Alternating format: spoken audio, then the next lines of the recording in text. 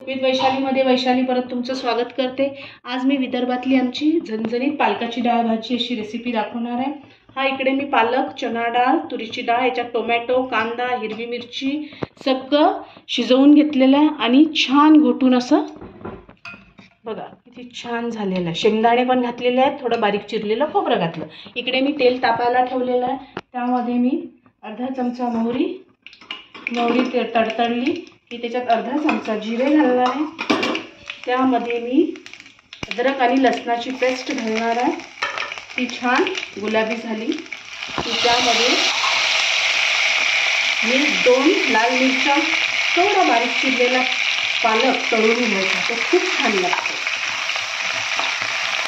त्यानंतर त्याच्यात कढीपत्ता घालणार। आता आपण त्यामध्ये हिंग घालून घेऊया।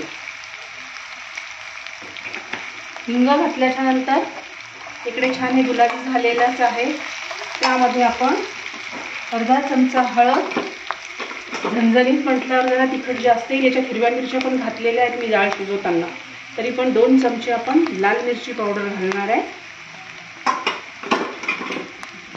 आणि आता आपण ही याच्यात डाळ घालून घेणार आहे।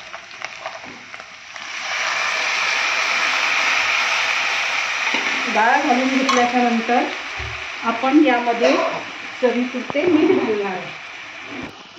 आता आपण चवीपुरतं मीठ घालू। मीठ घातल्याच्या नंतर थोडासा गरम मसाला, घरी बनवलेला पाव चमचा चवीपुरता गरम मसाला, त्याच्यात कोथिंबीर घालणार आहे,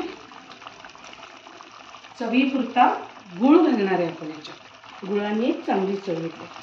झाली आपली डाळ भाजी रेडी। मी तुम्हाला डिश दाखवते।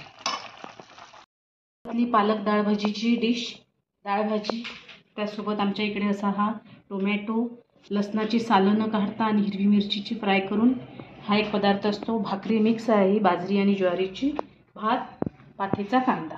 चला या जेवायला नक्की करून बघा। माझ्या चॅनलला सबस्क्राईब करा। परत भेटू कुक विथ वैशालीमध्ये नेक्स्ट रेसिपी घेऊन।